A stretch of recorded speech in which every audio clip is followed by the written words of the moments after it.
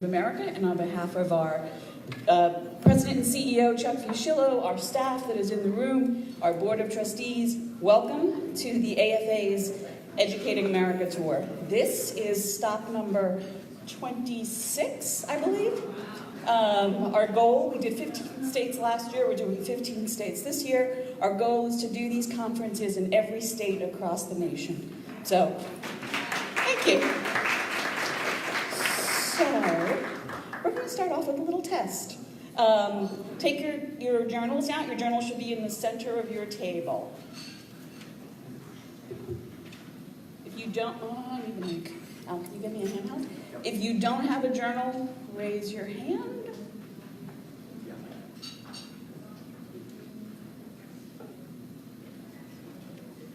Raise your hand high so we can see how they need journals.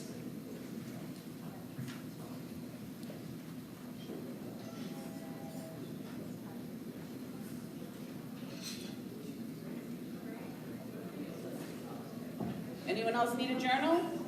Al, right there. Okay.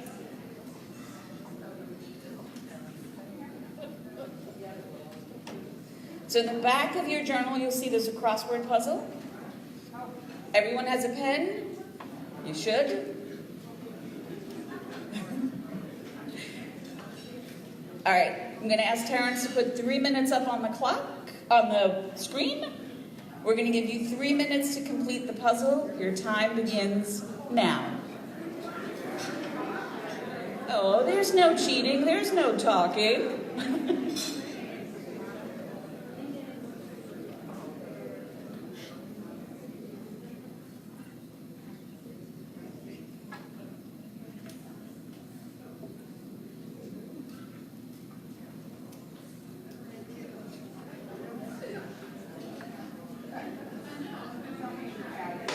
I hear lots of giggling. I hope that means you finished the puzzle.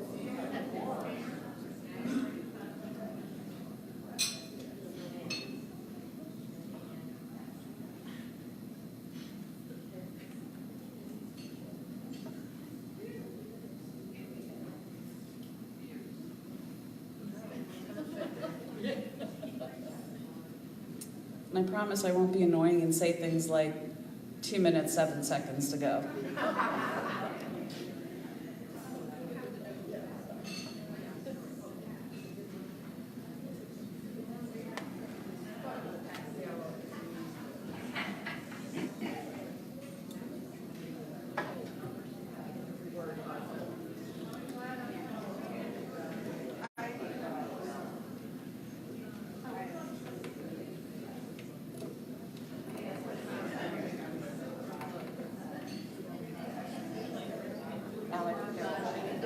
They probably are.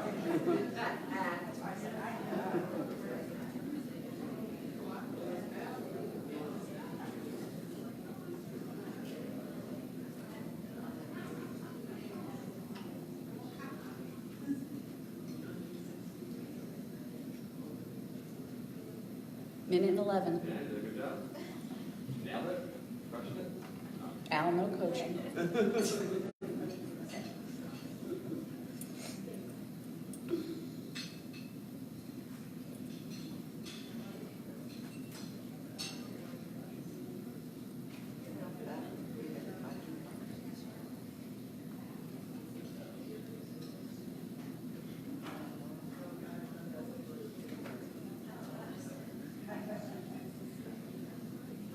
Okay, less than a minute to go.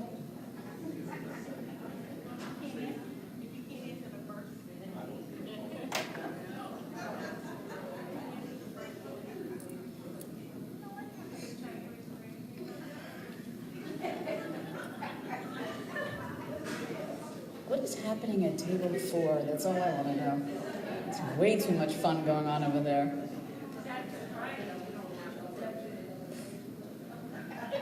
All right. 7 seconds.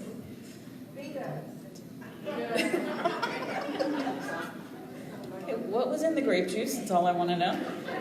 All right, time's up. All right, show of hands. How many people got one of the answers? 2. Who completed the puzzle? Naysayers. We're going to show you a quick little video to explain why no one in this room was able to complete the puzzle. Put the lights.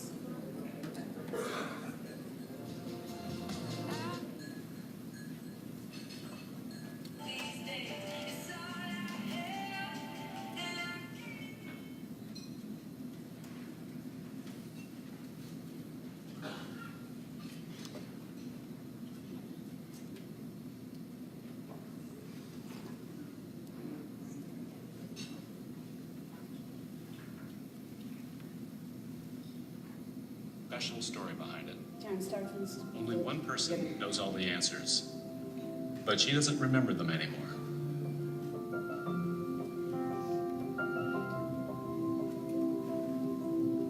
Alzheimer's is a devastating disease.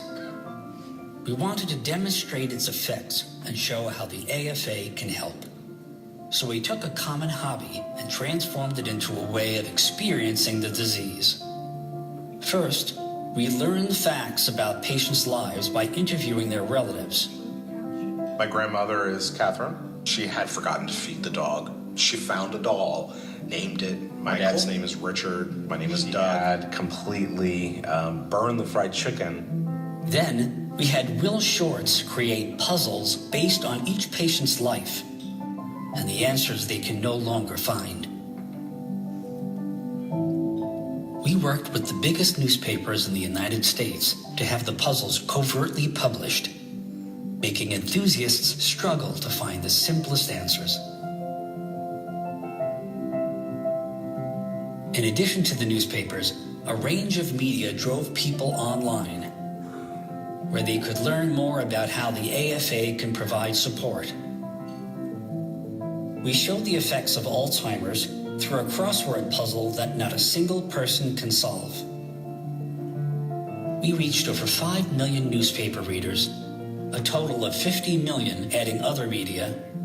AFA saw a 159% increase in web traffic and another 62% in calls. And with unsolvable crossword puzzles, we helped many find the answers they needed. My name is Will Shorts. I'm crossword editor for the New Everybody York feel better Times. now that they didn't finish the puzzle?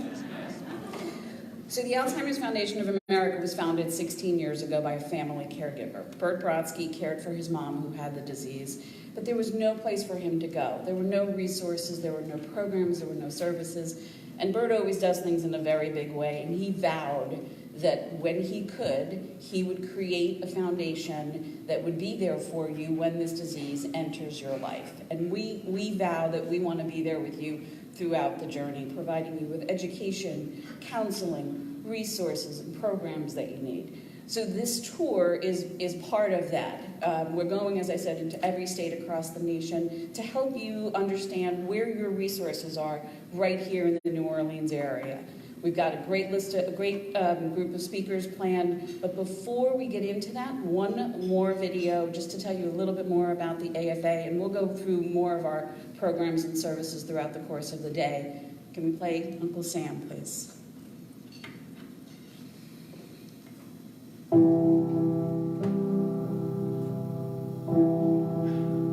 My last 8 years in the city, and for my brother's last 11 years in the city, we took Sam out to lunch once a month. So we had a routine. We'd meet him at the diner around the corner from his apartment. And the first time it dawned on us that there was an issue is when he didn't show up. We were scared, we were running around, and then we finally went and saw him in his apartment. He just forgot about it. And from then it was kind of like progressively a downward spiral. And then when we knew it was a major issue was when he was cooking and forgot to turn his stove off. And at that point it was, we have a real issue here and we need to start looking for resources to help us navigate through this and figure out a solution for him. Sam was a young boy when the Holocaust broke out. He was living in Poland with his family. He was brought to 3 or 4 different death camps and was able to survive all of them.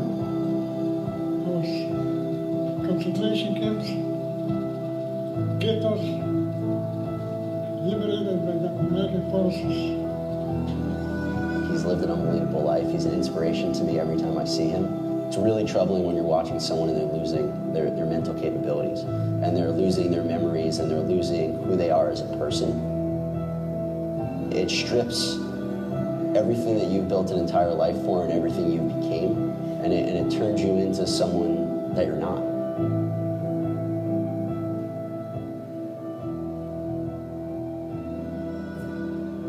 It's a debilitating disease that it's going to affect you, and it's going to change the person that you are, both mentally and physically. And it also has a great effect on your family members, because it's very difficult to watch someone that you love go through such a tough time. He's probably written his life story 35 times. I think it's because he doesn't want people to forget what he's been through.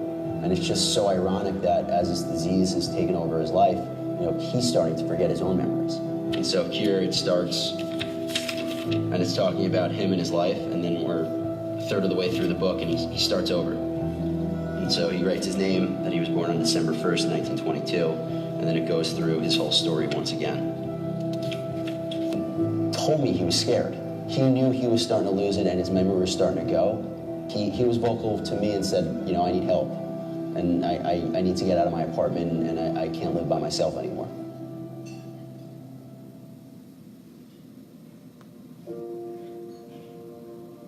Dancing it's his pleasure.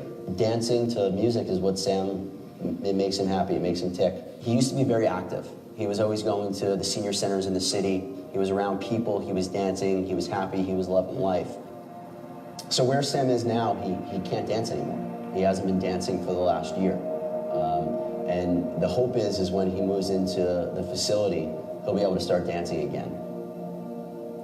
Having a network of people to tap into, the Alzheimer's Foundation, they introduced me to a group of nurses that have been able to take care of my uncle. For a man that's been able to, beat almost everything else, to know that this is one he ultimately isn't going to be able to beat, it's tough, but there's hope. There's hope for him to find a cure. There's hope to make the rest of his days on Earth better. What I think will make his life more enjoyable is getting into an assisted living facility where they have the tools and resources to help people in his situation.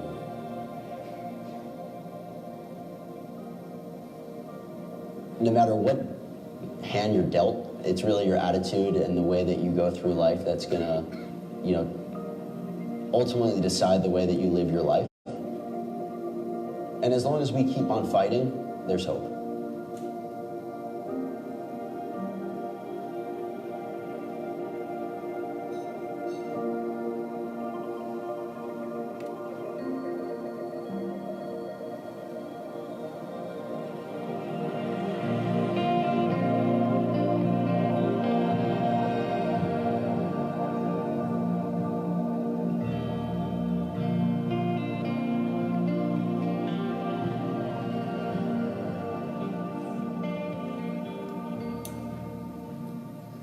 I'm happy to say that we were able to place Sam in an assisted living facility in New York, which is where he lives. Also happy to say that within his first year, he gained a freshman 15 pounds, gained a girlfriend, and danced, which is an amazing thing. We lost Sam last year, and it really, for those of us at the AFA, it really hurt because he was like one of the family. So that's what we're about. We're about helping, we're about providing the services and the programs, connecting you with our member offices.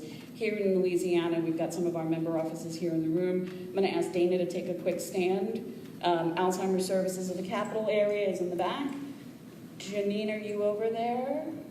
Senior Helpers is here. Sing for Your Seniors is here. So I really urge you all during the breaks and when you have time, visit the tables, talk to our member organizations, and find out more about what's available right here in your community.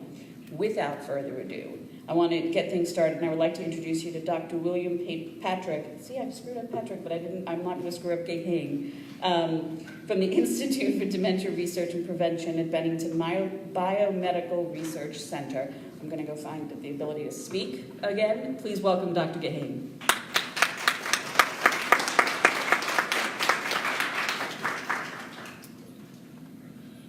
Thank you very much. In case you didn't remember, today is October 24th. And since we started off with questions from the first speaker, I'm going to start with a question 2 for this audience. And my question is, it's the burning question in Baton Rouge. Was it targeting or was it not? It was not. Okay, that's what I wanted to hear. It was not. So my presentation today is Alzheimer's disease, the 21st century. And you'll notice I do have LSU colors throughout this presentation. It's where I work, so and where my money went with my kids, so I've got to do that. I always start with this picture. This is Dr. Alzheimer and his patient, Auguste D. This was 1906, and it is Dr. Alzheimer who first defined what this disease was. Auguste D was his patient. He met her when she was about 52 years old. She came to him because her husband found that she quit doing housework, she wasn't cooking anymore, and she was accusing him of having an affair, which he was not having. She spent the last couple of years of her life in an institution directed by Dr. Alzheimer, and at the time of her death, because he was both a psychiatrist and a pathologist, he did an autopsy on her and found this. This is Alzheimer's disease, in case you haven't seen it before, though I suspect that most of you in this room have. But here on this slide, you will find the neurofibril tangles, these neurons here. These are healthy neurons down here, and I think you can see how crimped and tangled these are. And here is the Alzheimer, or the amyloid plaque, that you'll hear a lot about during my presentation today. These are 2 plaques, and you see they're absent in this healthy presentation of pathology. So that's what Dr. Alzheimer first described in 1906 with his presentation. And for the first 70 plus years, this was felt to be an unusual, untreatable, degenerative disease of young people. Because remember, Auguste D was only 52. Today, she'd be considered very young, particularly by someone like me. But in 1976, English pathologist Dr. Katzman wrote an editorial about the prevalence and malignancy of Alzheimer's disease, because he was seeing in the autopsy he was doing of demented patients that were now in their 70s and 80s, he was finding the same pathology that Dr. Alzheimer had described. So when I was in training back in 1976 through 79 in St. Louis, we didn't know much about this disease. It was uncommon, still felt to be very uncommon. As a matter of fact, it was also uncommon to have anybody 75 plus in the hospital at that time. But thanks to the cardiologists who have kept people from dying from heart disease, and the oncologists who keep people alive with their cancers for years and years and years, now as a geriatrician, I have something to feast on. It's called Alzheimer's disease. So in the late 70s, we came up with this hypothesis that it was due to the neurotransmitter acetylcholine that memory declined. It was a deficit of acetylcholine that caused the decline in memory. And that led to great explorations. In 1984 was the first time the American Neurological Society and others came up with a definition for the disease and how to make the diagnosis. It was a clinical diagnosis, okay? But remember, this is what? This is almost 80 years after Dr. Alzheimer first described the pathology that he saw in Auguste D's brain. So it took 80 years to get the definition of this disease, the first definition of the disease. It includes short-term memory loss. You have to have short-term memory loss to have this disease. It includes at least one other domain of memory, whether that be language, whether that be remembering how to do things that you had learned to do in the past, whether that be visual spatial relationships, or whether that be decision making. All of those are functions that we as clinicians think about as memory. So you had to have short-term memory, and you had to have at least a deficit in one of those other domains. And Then the disease had to be sufficiently severe that it impaired your ability to function either in an occupation or socially. And that was the definition in 1984. In 1993, we got the first of the cholinesterase inhibitors. These are the drugs that you've come to hear about and know that we use today for Alzheimer's disease. The first one was Tacrin. It's no longer used because of its side effects. It caused liver impairment. In 1997, Aricept came along, Exelon shortly after that, and Remonil in around 2001. And in 2003, Memendine, or Namenda, I like Namenda better because I can say it, was approved, and that was the last thing that was approved for this disease. There have been no new therapies for this disease in the last, 15 years. Hasn't been for lack of trying, but there are no new therapies since 2003. But we have made a lot of progress in this disease over the last 15 to 20 years. We have some new tools that we can use to help in making the diagnosis. The first ones I want to talk about are the CSF, or cerebral spinal fluid biomarkers. So after a lumbar puncture, we remove some spinal fluid from a patient, and we send it to the lab where they can now detect beta amyloid. They can detect total tau and phosphorylated tau, and increasingly we're finding NFL. That's not the league that the Saints play in, but NFL is neurofilament light. And these are proteins that are in that spinal fluid that change in patients with Alzheimer's disease from normal. So what happens to these markers? Beta amyloid goes down, so the amount of beta amyloid in the spinal fluid goes down. The amount of total tau protein goes up, and phosphorylated tau protein, which is more specific for Alzheimer's disease than tau protein. Total tau protein indicates that there's neurodegeneration, and there are many neurodegenerative diseases: frontotemporal dementia, chronic traumatic brain injury that we're hearing about with the NFL players. All of them have neurodegeneration and elevated total tau protein levels, but phosphorylated tau is more specific for Alzheimer's disease. And NFL is another one of those nonspecific markers of neurodegeneration. NFL is probably important because of the last line on this slide, which is it also appears in the serum and may be a target for a new blood biomarker that will be coming out soon. Shortly after these biomarkers, the problem with these biomarkers, however, is they have not been automated. So when you go get a CBC or a chemistry test from your doctor, a blood test from your doctor, the blood is put in a machine and it spits out a number. These biomarkers that we've had up until recently have not been able to be automated. So they were only done at very specialized centers. When we do our CSF studies in trials in Baton Rouge, that CSF gets sent to Stockholm, Sweden, as one of the premier places for analyzing and producing these numbers.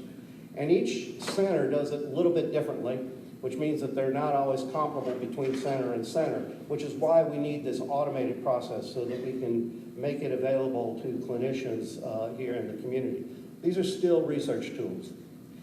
I'm going to go on now to the PET scans, and I specifically did not bring examples of the PET scans today because we've gotten to the point where PET scans are no longer read by individuals like a radiologist or a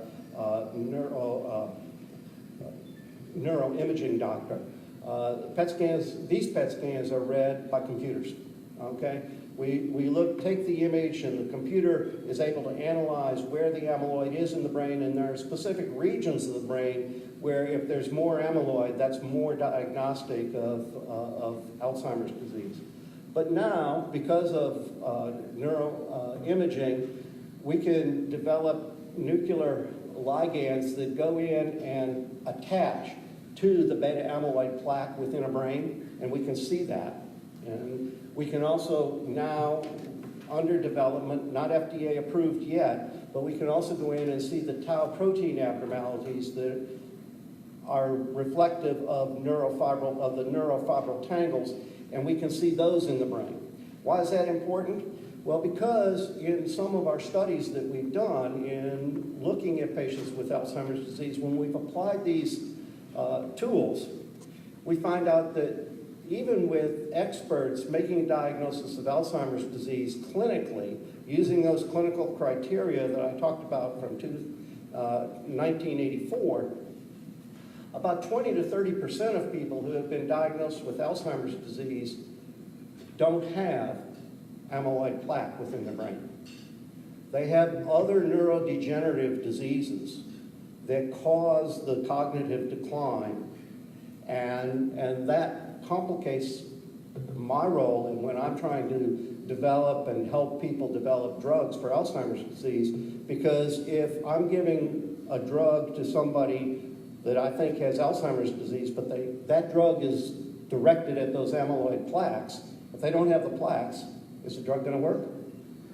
No. So these tools will help us be more specific with the diagnosis of Alzheimer's disease.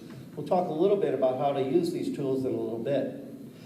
Then there's the blood and serum biomarkers that are under development. They're not ready for prime time yet, but hopefully in the next 3 to 4 years, we will have the ability to do a blood test which will help us define who probably has the pathology that Dr. Alzheimer described in 1906 in their brain. This is important because now we can make a firm diagnosis of this disease in living patients, because prior to this, we had to rely on autopsy studies because nobody volunteers for brain biopsies. If I asked everybody here in the room, would you give me a little bit of your brain so I can make the diagnosis? That's what we do with kidney disease, that's what we do with liver disease, but you're not going to do that for your brain, nor would we ask you to. So in 2011, we got updated criteria, and for the first time, those tools were used to help us with the diagnosis of Alzheimer's disease. But it also, this new criteria came up with other stages of disease. So we have what we call prodromal Alzheimer's disease, mild cognitive impairment, and Alzheimer's disease itself. How does that look? This is graphically how that looks. So what we know, what we've learned from using these tools is, look at the red line. The red line over here, let's see, wrong. The red line over here, where's my marker, is amyloid deposition within the brain. And if you look, that begins way earlier than when people start to have memory problems, or when we saw Sam with his dementia. Okay? This is now felt to be some 15 to 25 years prior to the onset of cognitive decline that we see this spike in amyloid deposition within the brain. CSF would mean that the amyloid level in the cerebral spinal fluid goes down at this point in time. And now we can detect this in patients who are cognitively normal. And then we have here the evidence that we can do with functional MRI scans that show synaptic dysfunction. And here we see tau protein abnormalities beginning to develop. Again, years, maybe 3 to 5 years prior to any cognitive decline, we can see these biomarkers beginning to become abnormal. And then they become more and more abnormal. Now look here. What happens to amyloid after we get to where people are beginning to show clinical symptoms? It begins to level off, okay? And this green line continues to go up. So that tells us a little bit about some of the pathology, and we've learned this from trials because some of the trials that have failed have treated patients over here with a drug against amyloid. But if this is neurodegeneration going on, we're way too late. Okay, so what our goal is to get people out here into clinical trials. And I'm going to talk about some of the trials that have taken place at Pennington and elsewhere to illustrate this. And then we see cognition begin to decline with this purple line, and that is once it crosses the threshold where it begins to interfere with someone's ability to function socially or occupationally, that's when we make the diagnosis of if people have this, and if they have this, then we can say they probably had Alzheimer's disease. Let's see. What? Okay, get my right fingers going on here. So the first thing we see, as I mentioned earlier, is a decline in CSF A-beta 142. There are multiple different forms of beta amyloid. What happens is there is what is called the amyloid precursor molecule, which is a big 700 amino acid protein. And it gets clipped at one end, okay, by an enzyme. Okay? And that enzyme can clip it at the first 38 amino acids, the first 40 amino acids, and the first 42 amino acids. The 142 amino acid particle, okay, is what gets deposited and forms the plaque within the brain. And it starts out as a single fibril, and then it aggregates, and then it aggregates some more, and that becomes the plaque. So they clump together, if you like.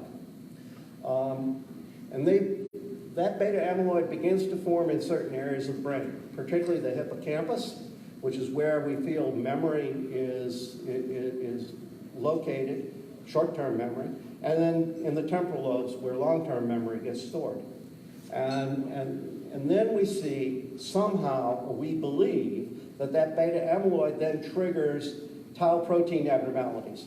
Now, tau protein abnormalities actually occur within cells. They don't occur extracellularly, they occur within cells. And the neurons have microtubules which carry information along the neuron, and that microtubule structure gets disrupted. But what we've learned is that those tau protein abnormalities can be released from a cell and go to another cell and affect that cell. So it can self-propagate itself, which is also important as we talk about therapies or potential therapies. So it looks like the more amyloid you have, the faster the tau accumulation. Now, I will tell you that you can accumulate amyloid and never develop Alzheimer's disease. So that's important to know too. Okay, so one of the things that when we are doing prevention studies that I have to go over with patients or subjects all the time is that a positive PET scan is not diagnostic of Alzheimer's disease. What a positive PET scan does is identify people at high risk for Alzheimer's disease. So it's not diagnostic. It also appears that the amount of tau accumulation that we see within the brain, and now that we have PET scans, we can actually see tau accumulating within the brain, is more closely correlated with the degree of memory dysfunction that a patient is exhibiting. So the more tau you have, the more memory loss you have. The more amyloid you have, the more disruption of tau you have. But the more tau you have, the more memory loss you have.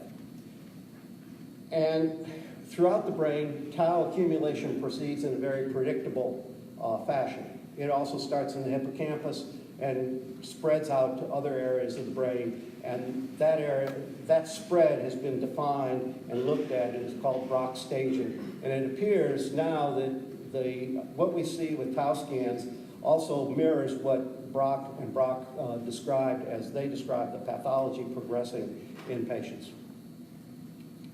So we've developed some drugs now that actually, unlike those first drugs that I talked about, that are symptomatic and try and enhance the amount of neurotransmitter available within the brain, we now have drugs that actually attack the pathology of the brain, in the brain. So we have a drug, remember that 700 amino acid protein, and that enzyme that cleaves it and breaks it off, okay? We have a drug that inhibits that enzyme, that keeps that enzyme from breaking off that big molecule. So that big molecule hangs around and less amyloid 142, 140, 138 is produced.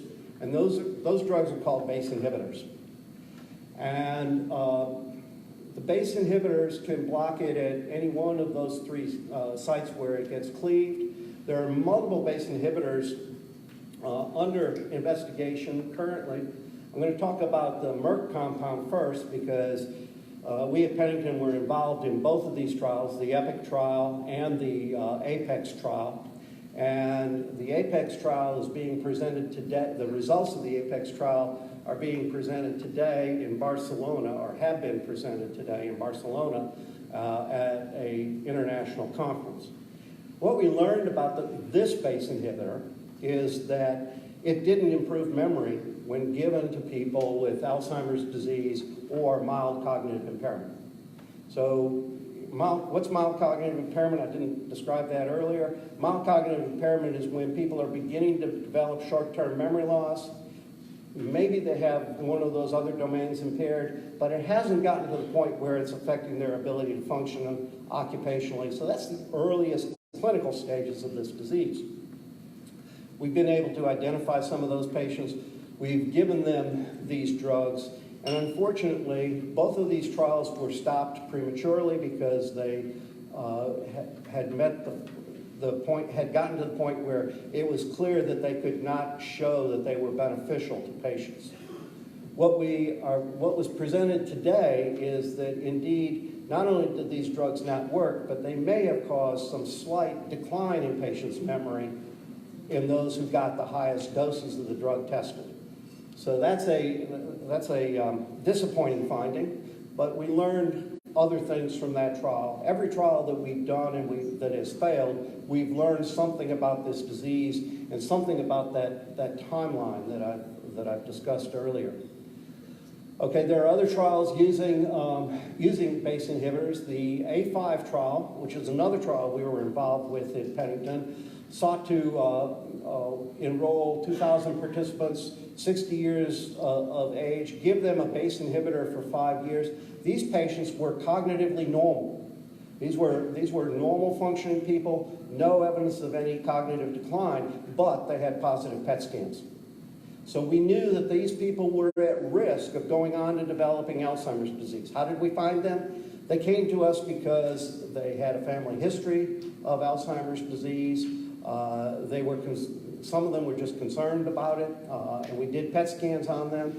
Unfortunately, we had to do about 10 PET scans to find one individual that was positive, even though they had strong family histories, or they were older than 65. And if they were older than 65,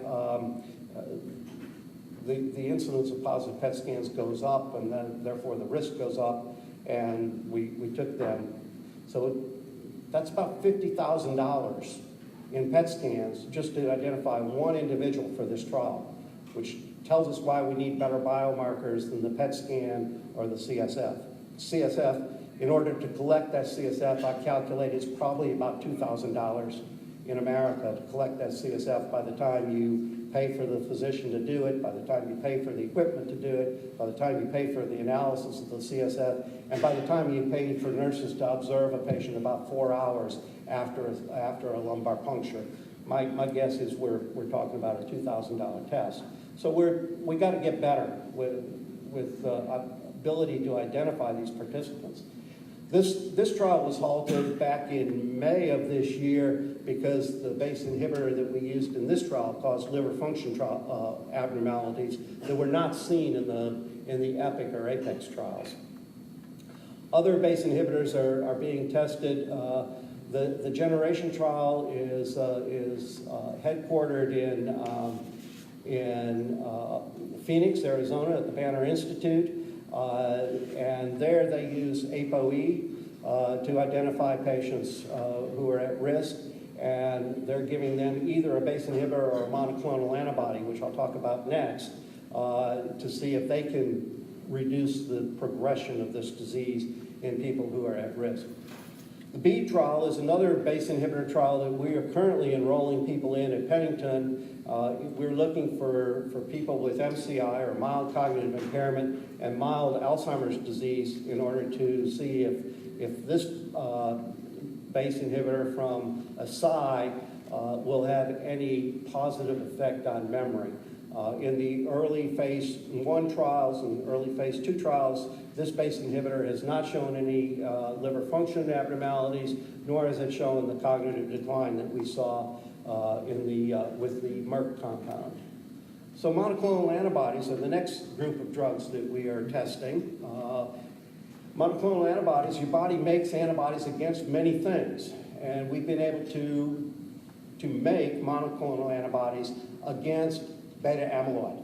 And there, as I mentioned earlier, beta amyloid comes in multi forms. It can be just a single fibril, it can be a clump, or it can be the plaque itself. So some of the monoclonal antibodies are against the fibril, some of them are against the clump, some of them are against the plaque. And they all work slightly differently.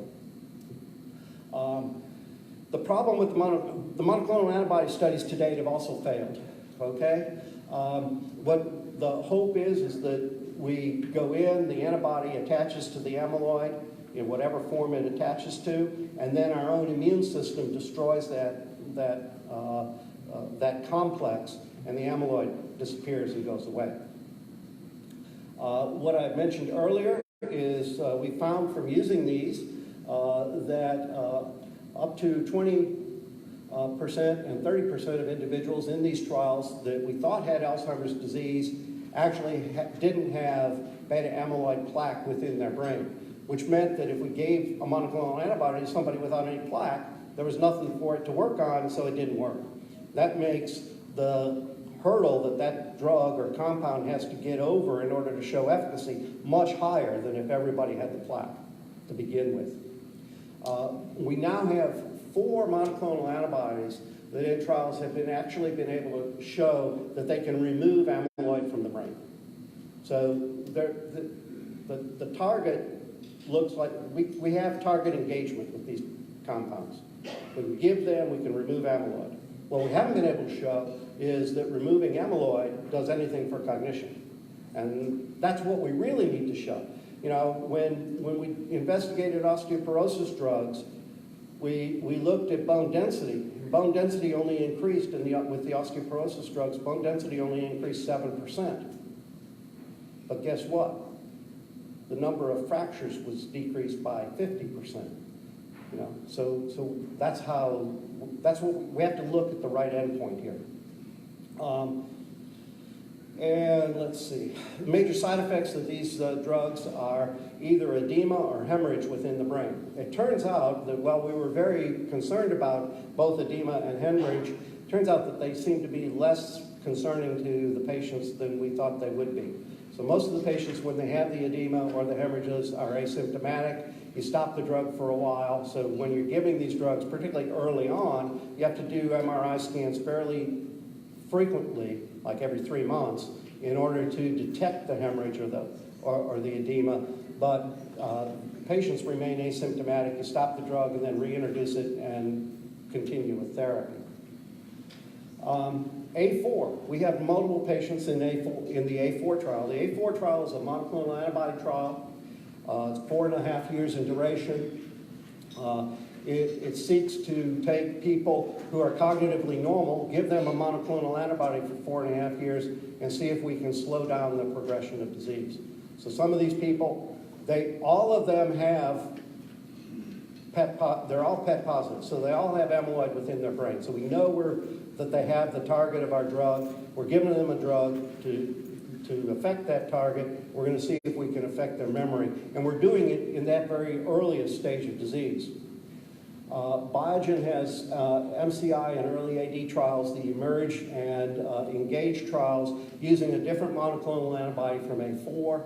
And if you were watching the news back in July, there was a Biogen compound, BAN2401, that showed target engagement. That is, they showed that about 93% of people at the end of 2 years had a decline in amyloid within their brain, and most importantly, in that trial, which was a small phase 2 trial, 47% of them demonstrated slowing of cognition decline.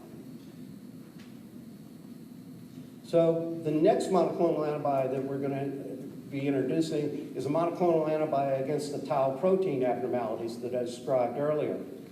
There are multiple forms about of drugs that can perhaps modify the tau pathology. The monoclonal antibodies are coming along the fastest, I believe, in reading the literature.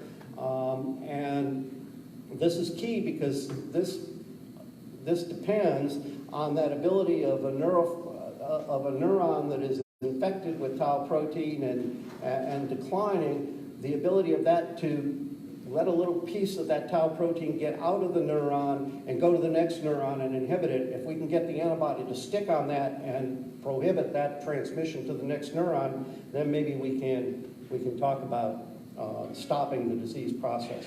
Most of these drugs are in phase 1 and very, very early phase 2 trials at this point in time. For those of you who aren't familiar with the phase 1, phase 2, phase 3 trials, phase 1 is when the compound is given for the first time to normal human beings. Small numbers, first it's given in just a single dose to make sure the patients tolerate it, then it's given in multiple doses over a short period of time to very small numbers of people to make sure that humans can tolerate it. Phase 2 trials are designed to be larger trials.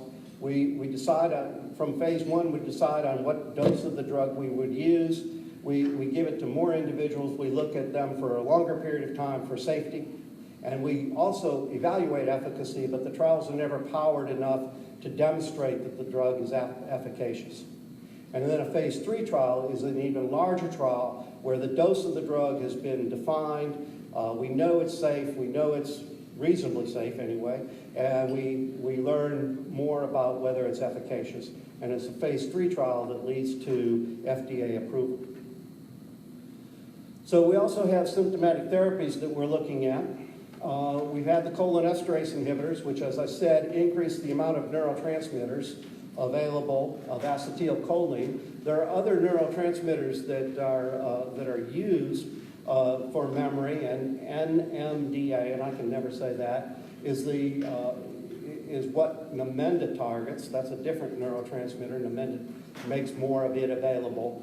And there are other neurotransmitters that are out there being looked at that may help with memory, some of them based in serotonin, as you see a little bit lower on the slide. One of the problems that these patients often develop in the course of their illness is that they will become agitated. And for this group, all of you have probably experienced agitation in patients with dementia in some fashion. You've heard about it. And it's the most troubling of all the effects of this disease because it makes it very difficult for caregivers to deal with the agitated patient who can't remember. So we're looking for drugs that will deal with that agitation. We've used the antipsychotics in the past, but we found out that they're not very good to use because they sedate patients often excessively, and they also cause side effects of increased risk of stroke and sudden death. So we want to avoid the antipsychotics if we can. They should be the last resort. The folks here are going to talk about the first line of therapy for aggression, and that'll be the subject of the rest of the morning and early afternoon. And then we have the Primvasan, I can't say that. But you've seen that. That's the drug that they talk about in the commercial with the patient with Parkinson's disease who has people uninvited invading his home. That drug has been shown to help with the agitation in Parkinson's disease. What I'm going to do now is talk about what we're doing at Pennington. So that was an overview of some of the trials out there that have been completed, some of them that are going on. I'm going to talk about what we're doing at Pennington. So we have two registry trials at Pennington. One is LaBrain's, which is cognitively normal people. You come in once a year and we will evaluate you on cognitive scales.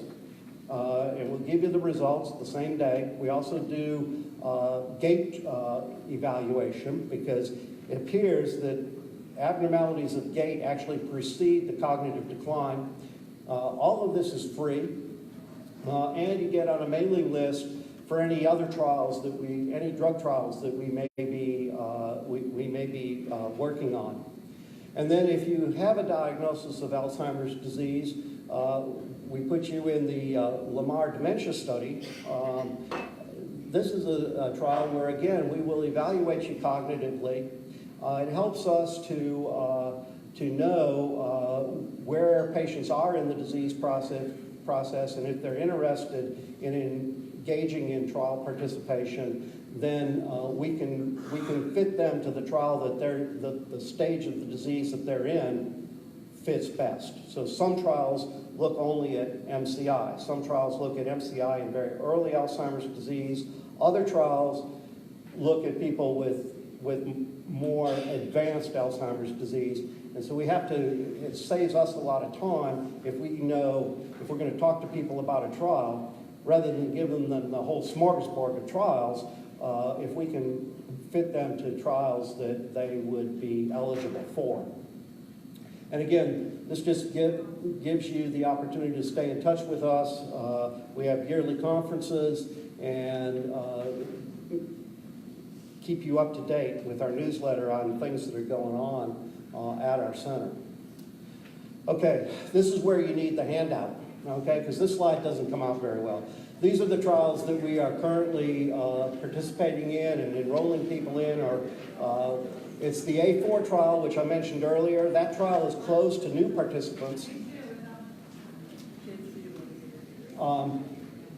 The RRAD trial is a trial where we are looking at people with normal cognition, but maybe have experienced a little bit of memory problem, and they think they're experiencing a little bit of memory problem, and they have high blood pressure.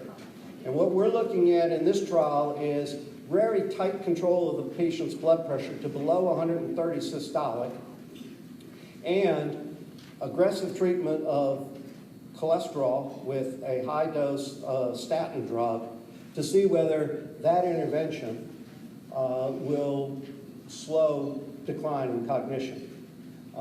This is very similar to what was done in SPRINT, and earlier in July, the SPRINT trial showed that there was some moderation in the decline of cognition with tight blood pressure control. The early trial I mentioned earlier, this was a trial I left on the slide, but we're no longer enrolling people because this trial was canceled because of the liver function abnormalities that the investigational product caused. We actually had a patient who developed liver function abnormalities at our center. The SUVIN trial is a trial for patients with Alzheimer's disease to see whether affecting this neurotransmitter, this is a symptomatic trial, whether affecting this neurotransmitter will moderate memory decline. And that trial is getting ready to close if it hasn't closed today. We've been notified that it's going to close sometime this month, but they just haven't given us the date yet. And then I mentioned earlier our trial with Eisai being with a BACE inhibitor in patients with mild cognitive impairment and very early Alzheimer's disease. So that's a little bit of what we're doing at Pennington. We have a couple new trials. We have a trial with a compound that is directed at patients with agitation, and it appears that dextromethorphan moderates the agitation. Dextromethorphan is one of those things that's in Robitussin DM. It is the DM of Robitussin DM, dextromethorphan. So it's a cough product, but it appears that it moderates agitation in patients, and we're giving it with an antidepressant that it inhibits the breakdown of dextromethorphan and makes it stick around longer to see if we can moderate agitation in people with this disease. We're also doing a trial that we're getting ready to look at in patients that are taking more than 5 drugs to see whether any of them affect the cholinergic burden. So many drugs block the effect of acetylcholine, which may cause problems with memory. And if you're taking those, and then some of them are for the gotta-go drugs for bladder, some of them are the antipsychotics, some of them are antidepressants. There's a whole list. Probably the most potent anticholinergic drug around is Benadryl. So anybody take Benadryl to help them sleep at night? Don't do that. That's bad for your brain, okay? So we're looking at patients' cholinergic burden, trying to modify how many drugs they're taking that may affect that burden to see if we can improve the quality of their life by making some change in their drugs and hopefully improving their memory at the same time. Okay, so what have we learned here? Well, what we've learned is that trying to affect this disease out here doesn't work very well. So we got to move here, and that gets me to this slide. So this is where we are today. We're right here. 2020, about 5 million people, 5.8 million with this disease. But you look at this. This goes up to, when I get to be 100, oh, I just told you my age, there's going to be 13.8 million people. At 5.8, this is already bankrupting our country. Alzheimer's disease is the costliest disease that we face today. Okay? Now, if we go to 13.8, what's it going to do to our budget? All of our budgets, because a lot of the cost of this disease is borne by individuals, not by insurance or government programs. So we've got to do something to prevent this disease. And if we do just modify the disease and keep people living longer with the disease, okay, what's that do to this number in 2050? It makes it go to 15 or 17 million people with the disease, because more people have the disease, but they're living longer, and so they don't die off. So we have to go back and find a way to intervene with the disease out here. The hope is, the thought is that if we can slow down amyloid deposition out here, then maybe we can stop this cascade of events that occur later on this timeline. Okay? There we go. So, a little bit about public policy. In 2011, the Obama administration passed the National Plan to Address Alzheimer's Disease. And basically what this plan does, it requires researchers at the NIH to present to Congress what progress we've made with the disease and where we're going. And they have to do that every year. And in 2011, federal funding for this disease was $5.3 million. What did that do? It got us it will fund new investigators. As I said, it requires reports to Congress on the progress that we're making. I'll get my fingers to work right. But we've had some success, because just last month, the president signed a bill that has raised the funding from that $5.3 million to $2.3 billion. So we're making some progress. We're getting more funding, more researchers. We're going to have new trials coming out very soon, I hope, that will take what we learned from these trials that I've already described in the past that failed and give us a better clue as to how to attack this disease. But HIV still gets $3 billion a year in funding, and cancer receives 6.3. So we've got a ways to go before we get to where they are in this process. So there's work to be done. So you've all got this slide and the next slide in your packet. This just tells you if you're interested in getting involved in trials.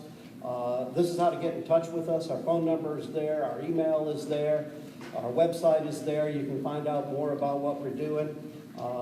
I know that everybody knows that Pennington is big in research in obesity and diabetes, but we want to put dementia on the map too as one of the focuses of our research efforts.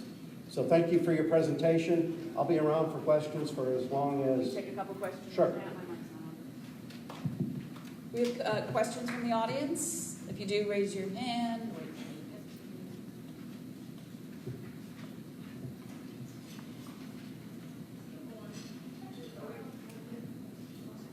When you were talking about the base trial, for those drugs, are there any that are helping clear out when the neuron loses its integrity and the proteins or whatever are freed? Are there any drugs helping, like the microglial cells, clear out what's there before it can clump? So that's a pathophysiology question. I think the question is, are there drugs that look at affecting the functional microglial cells that clear pathology from the brain? That's a research effort. To date, I'm not aware of any drugs that affect microglial function. I know people are working in that direction, but to date, I'm not aware of any trials that are involved in drugs that attack that aspect of the pathology. Good morning. Do you have any research or have any studies dealing with Alzheimer's or dementia with clients who have epilepsy? No, and I will tell you that most of our trials would exclude, most of the trials that we have had in the past and I have today would exclude people with epilepsy. I can talk to you later about why that is, but it's a very complicated problem. These trials are complicated already, and if you add other diseases into the picture, it clouds the picture greatly. So, we may do those trials may be done after we get an effective drug. But first we've got to show that a drug's effective or has some efficacy, because otherwise it's like taking people without amyloid deposition and putting them in trials with drugs that attack amyloid. It makes the hurdle that much higher that the drug has to get over in order to show efficacy. Next question. Good morning. Would you care to comment on the work of Dr. Dale Bredesen, whose research is supposedly turning around Alzheimer's patients?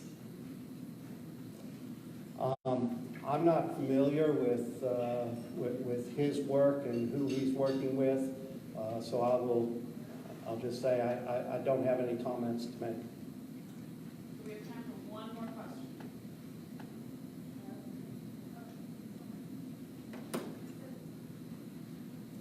Hello, Doctor. Thank you for speaking with us today.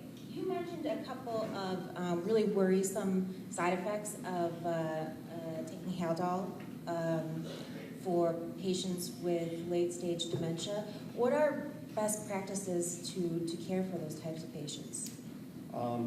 Like I said, that's going to be discussed in the next couple of sessions, and I'll leave it to those presenters. But basically, it's redirection, it's finding out why they're agitated, are they in pain, do they just not want to take a bath at this time, and is the bathroom warm enough? There's a whole set of behavioral interventions that should be employed first before one addresses the agitation with antipsychotic drugs. Awesome. Thank you very much, Doctor. Thank you very Give him a round much. of And if any of you have any questions, I'll be around for a while.